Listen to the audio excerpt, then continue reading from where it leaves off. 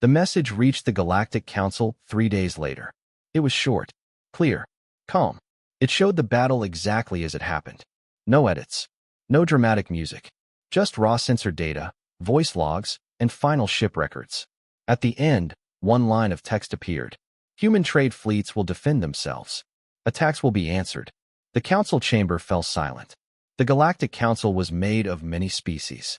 Some were tall and thin, others wide and heavy. Some breathed gas, others liquid. They had argued for thousands of years over borders, trade, and power. But now, none of them spoke. The Varkeen ambassador stood frozen. His scales were pale, a sign of stress among his kind.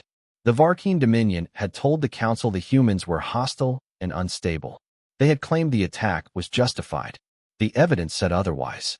They fought like veterans, said the Thaurix observer, her many eyes focused on the replay. Yet they are a young species. They lost ships, another council member said. But they did not break. The chamber lights dimmed as a new file opened. Human history. It was not required reading for most species. Humans had joined the galactic community only 50 years ago. Few cared about their past. Now everyone watched. The record showed a world called Earth. One planet, one sun, no ancient protectors, no guiding elder race. Only struggle. They saw wars that lasted years. They saw nations rise and fall. They saw plagues, disasters, and near-extinction events. They saw humans fight each other, again and again, over land, ideas, and survival. Why would they do this to themselves? One council member asked. They survive it, the Thaurix replied softly. Again and again. The record continued. Humans fought with machines, then with smarter machines. They fought in the air, on the sea, and beyond their planet. Every time they faced destruction, they adapted. They changed. They learned. They should be exhausted, said a merchant lord from the outer systems. A species like this should collapse. But they don't, said another. They endure. The final part of the record showed humanity reaching the stars. Their first colonies. Their early losses. Ships failing. Crews dying far from home. And still, they pushed forward. Back on a human world, Captain Elias Rook stood before a small group of officers. Repairs were underway across the fleet. The cost of survival had been high. We sent the message, said Commander Hale. The council has it. Rook nodded. Good. You think it will matter? Another officer asked. Rook looked tired. It will matter because it is true. Elsewhere in the galaxy, reactions spread fast. On trading stations, captains whispered about the battle. On military worlds, generals replayed the footage in silence. On small colony planets, young species watched with hope. A small avian race called the Kesh sent a private signal to Earth. You stood when attacked. We noticed. It was the first of many. The Varkeen Dominion reacted with anger. Their ruling council demanded punishment. They claimed the humans had embarrassed them. That could not be allowed. Admiral Keth survived the battle. His ship escaped, damaged but intact. He stood before his superiors, his pride wounded. They fight without fear, he said. They lose ships and continue. His leader hissed in anger, then crushed them fully. Yes, Keth agreed. But inside, doubt had taken root. He had seen humans die. He had also seen them choose death over surrender. That was not weakness. That was something else. On Earth, the public learned of the attack days later. Images of burning ships filled the news feeds. Names of the lost were read aloud. There was grief. There was anger. But there was also unity. Factories increased output. Shipyards worked day and night. Volunteers signed up faster than training centers could handle. People donated money, time, and skills. Human leaders spoke clearly. We did not seek this fight, the Earth Council said. But we will not run from it. Across the stars, the Galactic Council met again. The Varkeen broke trade law, said one member. They fired first. They expected an easy kill, said another. Instead, they revealed a threat. The word threat echoed. Not because humans were the strongest, but because they refused to accept their place. A vote was called. Sanctions against the Varkeen Dominion passed by a narrow margin. It was rare. The Varkeen had ruled through fear for generations. Now that fear was cracking. Private reports began circulating among council intelligence groups. Human ships show high crew coordination. Human commanders adapt tactics mid-battle. Human morale increases under pressure. One analyst wrote a final note. If pushed into total war, Humanity will not stop until it ends. On the edge of known space, Captain Rook stood alone in the observation deck. Stars burned quietly beyond the glass. "We've been noticed," Hale said, joining him. Rook nodded. "That was always going to happen. You think they'll leave us alone now?" Rook did not answer right away. "No," he said finally. "But now they know something important." "What's that?" Rook looked at the stars, remembering the battle, the fallen ships, the calm and the chaos.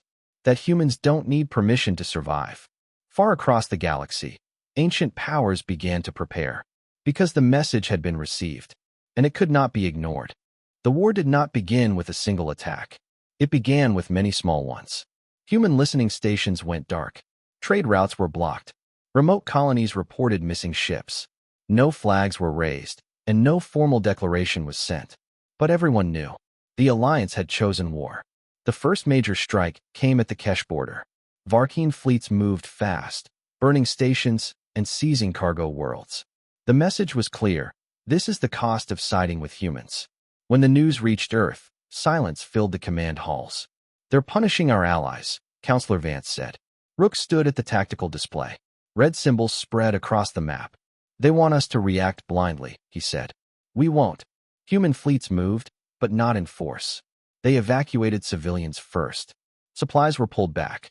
Defensive lines formed closer to core systems. To outside eyes, it looked like weakness. The Alliance pushed harder. 3 empires joined openly. Their fleets combined into massive strike groups. Their technology was older, stronger, and proven in past wars. Humanity faced impossible numbers. The first full battle happened near the colony world of Haven Reach. It was young, lightly defended, and rich in resources. Losing it would hurt. Captain Rook commanded the defense. The human fleet was small, 30 ships against over 100 enemy vessels. The sky above the planet burned as weapons fire crossed space. Shields failing across the line, Hale reported. "Hold formation," Rook said. "Protect the planet." The enemy pressed in. Heavy beams tore through human hulls. One cruiser exploded. Then another. Human ships fell back, firing as they moved. From orbit, civilians watched the battle through emergency feeds. They saw human ships burning while still turning to shield the planet. Haven Reach survived. The fleet did not. Only 11 human ships escaped. The Alliance declared victory. Across the galaxy, commentators spoke confidently. Humanity has reached its limit. They cannot win a war like this. They should surrender now. On Earth, the loss was felt deeply. Names filled the memorial walls. Families mourned. Cities went dark for an hour in silence. Then work resumed. Shipyards did not slow down. They doubled. Human engineers studied the battle data. They did not hide from failure. They focused on it. "They rely on heavy weapons," one analyst said. "Slow recharge." "They expect clean lines," said another. "Predictable formations." New ship designs changed shape. Armor shifted. Weapon placement changed. Human ships became less elegant, more practical. On the front lines, the war spread. Human colonies fell. Entire stations were lost. But every world cost the enemy time, fuel, and ships.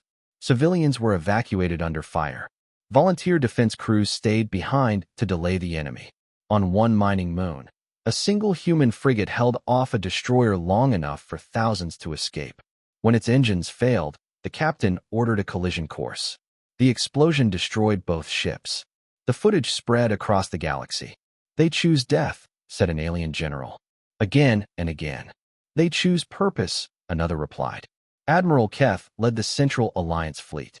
Victory reports reached him daily, but his concern grew. Losses were higher than predicted. Human attacks were changing.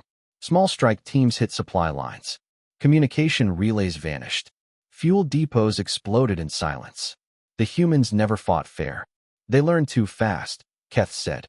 At a forward human base, Captain Rook briefed his commanders.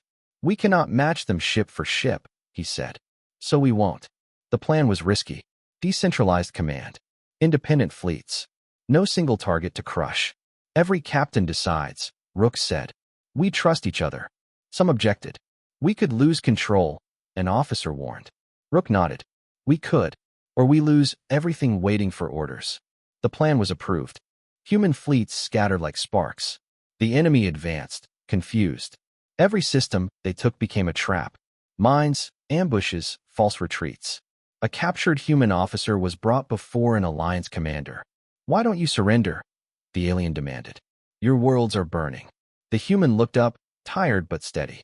"Because we're still here." That answer spread. Despite the losses, human morale did not collapse. If anything, it hardened.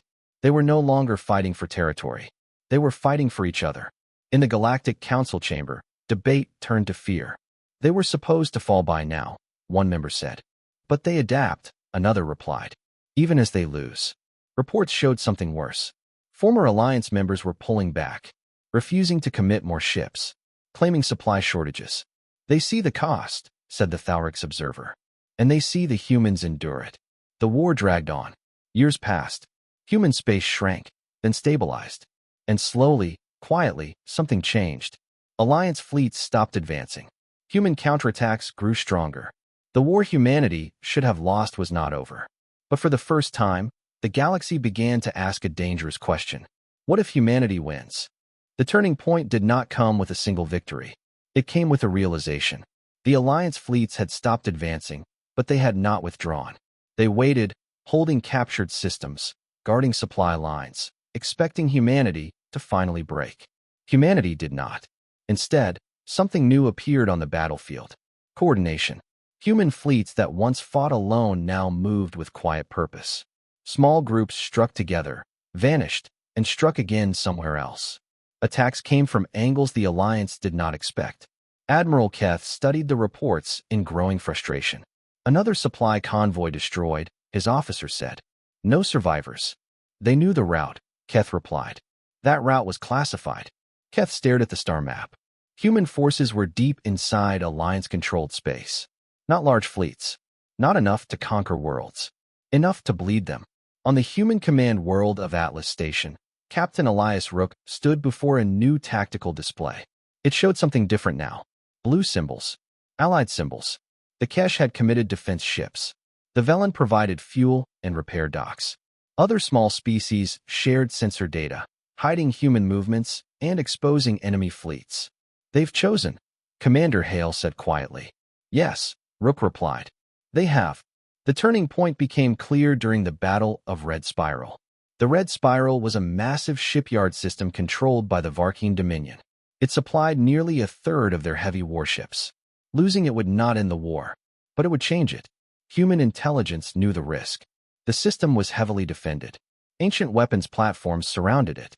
No direct assault could succeed. So humans did not attack the system. They attacked its certainty. False signals appeared across the sector. Human fleets were reported in 5 different systems at once. Alliance commanders split their forces, chasing ghosts. Then the real strike came. A mixed fleet of humans and allied species jumped in close to the shipyard's outer ring. They did not aim for the core. They hit power relays, dock controls, and transport lanes. Civilian workers fled. Automated systems failed. The shipyard went dark. Admiral Keth arrived too late. As his fleet emerged from jump, explosions tore through the facility. Incomplete warships broke apart. Fuel stores ignited.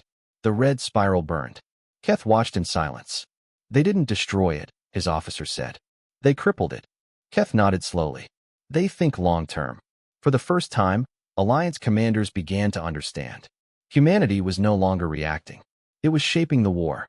The victory echoed across the galaxy, not because of the damage, but because of who stood together. Humans. Kesh. Velen. Others unnamed. The image spread, different species fighting side by side, sharing risk. On neutral worlds, the response was immediate. More ships defected. More systems closed their ports to Alliance fleets. The cost of fighting humanity was becoming too high.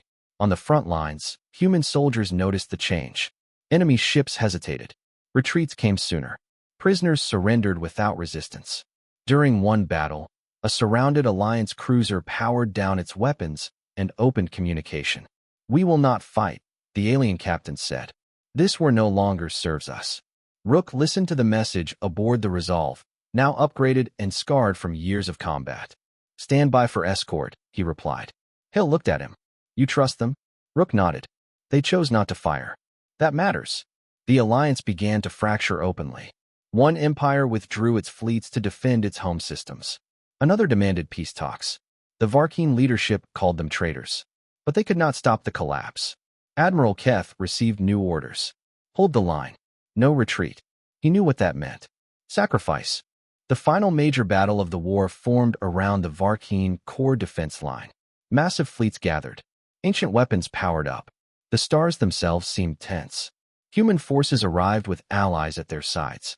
They were still outnumbered, but not outmatched. The battle was brutal. Ships burned. Space filled with wreckage. Communications failed and reformed. At the height of the fighting, a Varkeen battleship targeted an Allied refugee transport caught in the crossfire. Without hesitation, a human cruiser moved in front of it. The blast tore through the cruiser's shields. Its hull cracked. The ship drifted, burning. But the transport escaped. The act was recorded, watched, shared. Across the battlefield, something broke. Not in ships. In will. Alliance crews began to question their orders. Why were they fighting those who protected the weak, even in war? Admiral Keth felt it too. He saw human ships pressing forward, not for conquest, but to shield others. He opened a private channel. "This is Admiral Keth," he said. To Captain Elias Rook. The line opened. "You fight differently," Keth said. "Not to dominate." Rook answered calmly. "We fight so others don't have to live in fear." Silence followed. Then Keth spoke again. "Then this war is already lost." Minutes later, Varkeen fleet elements began to withdraw. Some did not wait for orders. The turning point was complete. The galaxy saw it clearly now. Humanity was no longer fighting to survive. It was fighting to protect. And that changed everything. The war did not end with a final explosion. It ended with silence. After the Varkeen withdrawal, battles slowed across the galaxy. Fleets stopped chasing each other. Weapons powered down. Systems that had burned for years finally went dark. Messages began to arrive. Ceasefire requests. Truce offers. Calls for negotiation. On Atlas Station, the Human Command Council gathered. Captain Elias Rook stood among them, older now, marked by years of war. "They're ready to talk," Counselor Vance said. "Even the Varkeen." Rook nodded. "They've lost the will to fight." The Galactic Council reconvened for the first time since the war began. Many seats were empty. Some empires had fallen. Others had withdrawn from galactic affairs entirely. Human representatives arrived quietly. No banners. No victory display. The chamber felt different. Less proud. More careful. The Varkeen delegation entered last. Their scales were dull, their posture low. Admiral Keth stood with them, no longer wearing command colors. "We acknowledge defeat," the Varkeen speaker said. "Not of territory. Of purpose." A murmur spread through the chamber. The Thaurix observer spoke next. "This war changed the balance of the galaxy. The question is what replaces it." All eyes turned to the humans. Captain Rook did not speak first. He waited. Then he stepped forward. "We did not fight to rule," he said. "We fought because we were attacked. We fought because others were punished for standing with us." He looked around the chamber. "We don't want your worlds. We don't want tribute. We want a galaxy where strength is used to protect, not control." Some council members shifted uncomfortably. "You have the power now," one said. "Why should we trust you?" Rook answered simply. "Because we didn't use it when we could have." The council reviewed the war records. Human fleets turning back to protect refugees. Human ships escorting surrendered enemies. Human forces rebuilding allied worlds before their own. The evidence spoke louder than words. A new charter was proposed. No empire could control trade routes alone. No species could punish another without council review. Mutual defense would replace forced rule. It passed. Not unanimously, but enough. The Varkeen Dominion was reduced in power. Their borders remained, but their control over others ended. They were watched closely, but not destroyed. That mercy shocked the galaxy. On broken worlds, rebuilding began. Human engineers worked beside alien crews. Supplies flowed freely. Former enemies received aid without condition. On the Kesh homeworld, children watched human ships land with food and medicine. Elders wept openly. "They could have abandoned us," one said. They did not. Captain Rook visited Haven Reach, the colony nearly lost years before. New cities rose where ruins once stood. Names of the fallen were carved into stone, not forgotten. Commander Hale joined him. "We won," Hale said. Rook shook his head. "We survived. That's enough for most. For now, Rook agreed. Across the galaxy, historians began recording a new era. They did not mark it by a treaty date. They marked it by behavior. Before humanity, power ruled. After humanity, power was questioned. Young species grew bolder. Trade became fairer. Disputes were still fought, but not erased by fear. Humanity became a standard, not perfect, but present. Admiral Keth returned to his homeworld stripped of rank. He expected exile or execution. Instead, he was asked to teach. How did they fight? Young officers asked him. Keth answered honestly. They trusted each other, and they refused to become what they hated. That lesson spread. Years later, Captain Elias Rook stood on the observation deck of a new exploration ship. It was not a warship. It carried scientists, diplomats, and explorers. Hale stood beside him. Ready to go? Hale asked. Rook smiled slightly. Always. The stars ahead were unknown again. Not hostile. Not friendly. Just waiting. Behind them, the galaxy moved forward, changed forever by a species that refused to bow, refused to dominate, and refused to abandon others. Other races would rise someday. New conflicts would come. But one truth would remain, spoken quietly in council halls and outer colonies alike. When humanity stands together, the galaxy listens. The galaxy did not move all at once. It shifted slowly, like pressure building before a storm. After the council sanctions, the Varkeen Dominion called for unity. Their diplomats moved fast, traveling from system to system. They spoke of danger. They spoke of control. They spoke of humans as a problem that must be solved early. Today they defend trade ships, the Varkeen warned. Tomorrow they challenge borders. Next, they challenge rule. Some listened. The older empires feared change more than war. They remembered younger races rising before. They remembered losing power.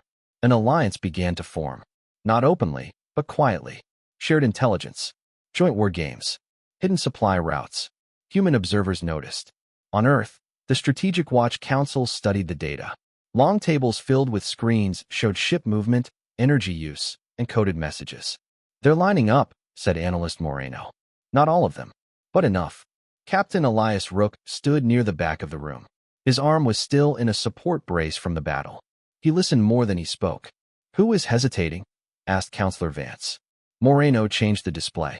Smaller symbols appeared around the human border zones. Minor species, she said. Trade-focused. Colony races. Those with history under Varkeen control. They're scared, Vance said. Yes, Moreno replied. But they're watching us. That mattered. On the small world of Talaris, the Velen people gathered in their city halls. They were thin, soft-skinned beings who lived short lives by galactic standards. For centuries, they had paid tribute to stronger empires. Now they watched human broadcasts. They saw shipyard workers covered in oil and sweat. They saw families sending loved ones into space. They saw leaders speaking plainly, without threats or lies. This species fights for its own, said Elder Sale. Not for conquest. But they fight, another replied. And that brings danger. Yes, Sale agreed. But so does kneeling. The Velen delayed signing the Varkeen Pact. They were not alone. Across the stars, similar choices were made.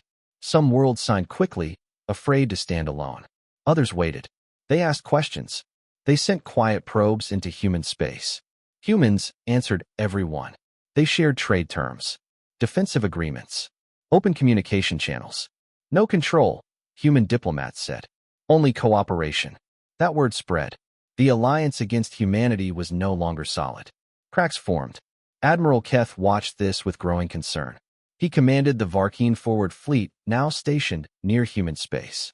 He reviewed reports showing delayed support, reduced supply promises, and unanswered messages. They doubt us, his second officer said. They fear humans, Keth replied. The officer hesitated. Do you fear them? Keth did not answer at first. He remembered the human ships closing in instead of retreating. He remembered the voice of Captain Rook, calm and steady. I respect them, Keth said finally. That may be worse. Near the human colony of New Horizon, a patrol detected an unknown ship drifting near the border. It carried no weapons and weak shields. Captain Rook was called in to oversee the contact. The ship was small and old. Its hull markings belonged to the Kesh, the avian race that had sent the first private message. They came alone, said the sensor officer. No escorts. Bring them in, Rook said. The Kesh envoy was fragile, feathers dull with age. He bowed deeply when he met the human officers. We do not come to demand, the envoy said. We come to ask. Rook listened. The Kesh had lived under Varkeen trade control for decades. Heavy taxes, forced labor quotas, no protection. We saw your battle, the envoy said. You fought back. You protected your weak ships. And? Rook asked. And we wish to trade freely, the envoy said. Even if it costs us. Rook understood what that meant. The Kesh were risking punishment. You will not stand alone, Rook said. The agreement was small. Trade access. Mutual warning systems. No military binding. But its meaning was large. When the news spread, other minor species followed. One by one, they stepped back from the anti-human alliance. Not loudly, not proudly, but enough to be noticed. The Varkeen leadership grew furious. They undermine us without firing a shot, the High Ruler hissed. We must act. Plans were drawn. Larger fleets. Faster strikes. A crushing blow meant to show the galaxy that resistance was useless. Admiral Keth was ordered to prepare. On the human side, the mood was tense but steady. Shipyards expanded. New designs rolled out. Crews trained harder. Humans argued, debated, and disagreed. But when it came to survival, they moved together. Captain Rook met with his senior officers aboard the newly repaired Resolve. They're coming, Hale said. Yes, Rook replied. But not as one. That helps us. It gives us time, Rook said. And time is what humans use best. Far from the front lines, observers watched carefully. Some hoped the humans would fail, so the old balance would remain. Others hoped they would succeed, so something new could begin. In quiet council chambers and hidden stations, one truth became clear. Humanity was no longer just a target. It was a choice. Stand against them and risk everything. Or stand beside them and face the future. The galaxy had not decided yet. But the old alliances were already breaking. And once broken, they would never fully return. No one in the galaxy noticed humanity at first. They were small, quiet, far from the great trade routes. Their ships were simple, their weapons average, their technology nothing special compared to the ancient empires of the stars. To most alien species, humans were just another young race that would learn its place soon enough. That belief would not last. The human trade fleet moved slowly through open space. 6 cargo ships, heavy and old, surrounded by 3 escort vessels. They carried food, machine parts, and medicine. Nothing of great value. The route was legal, approved by the Galactic Trade Network. The humans had followed every rule. Captain Elias Rook stood on the bridge of the lead escort ship, HSS Resolve. He watched the stars slide past the main screen. His face was calm, but his eyes were alert. Space was quiet. Too quiet. Any signals? He asked. The sensor officer shook her head. Nothing, sir. No traffic. No patrols. That was strange. This sector was controlled by the Varkeen Dominion. They were known for strict control and constant patrols. Silence here felt wrong. Rook did not speak again. He only nodded and waited. Minutes passed. Then space screamed. A flash of blue light cut across the void. One of the cargo ships vanished in fire and broken metal. The shockwave rippled outward, shaking the fleet. Attack, someone shouted. Alarms filled the bridge. Red lights flashed. The stars on the screen twisted as unknown ships dropped out of faster-than-light travel around them. Long, sharp alien vessels, black and angular. Varkeen warships. They fired without warning. The weapons officer said, disbelief in his voice. The Varkeen were not supposed to attack trade fleets without cause. But they had. Rook leaned forward. His voice stayed steady. Defensive pattern. Protect the remaining cargo ships. No retreat, the helmsman asked. Rook paused for half a second. Then, no retreat. The Resolve turned hard, placing itself between the enemy and the nearest cargo ship. Human point defense guns opened fire, filling space with bright lines of light. 2 Varkeen fighters exploded, but more rushed in. Another cargo ship took a hit. Its engines failed, and it drifted, burning. On the Varkeen command ship, Admiral Keth observed the battle. His kind had ruled this region for centuries. No one challenged them here. These humans resist, Keth said, his voice cold. Interesting. They are outmatched, his tactical officer replied. They will break. Keth believed that too. He was wrong. Back on the Resolve, damage reports came in fast. Shields at 40%. Engine 2 is overheating. Casualties on deck 4. Rook listened to every report. He did not shout. He did not panic. He studied the enemy movement on the tactical display. They are fast, he said quietly. But they fight the same way every time. The weapons officer looked at him. Sir, they rush. They expect fear. Rook straightened. We will not give it to them. He tapped the command console. All ships, switch to pattern gray. Manual fire control. Target their engines, not their weapons. There was a short silence on the channel. Pattern gray was risky. It required close combat and perfect timing. Then one by one, human voices replied. Copy. Understood. Executing. The escort ships moved closer to the Varkeen line instead of pulling back. Alien gunners hesitated, confused by the unexpected move. That moment was enough. Human railguns fired in tight bursts. Slugs punched into Varkeen engines. One warship lost power and drifted. Another spun out of control, crashing into its own fighter wing. On the Varkeen command ship, alarms sounded. They are adapting, the tactical officer said, fear entering his voice. Ket's eyes narrowed. Impossible. They have no battle data on us. But humans did not need long study. They learned in moments. They adjusted under fire. The battle stretched on. The humans lost another escort ship. Its captain stayed behind, ramming a damaged Varkeen cruiser to protect the fleet. The explosion lit space like a dying star. Rook closed his eyes for one breath. Then he opened them again. Mark that sacrifice, he said. We finished this. The final move was simple. The remaining human ships formed a tight circle around the last cargo vessels. They rotated positions, sharing shield load, covering each other's weak points.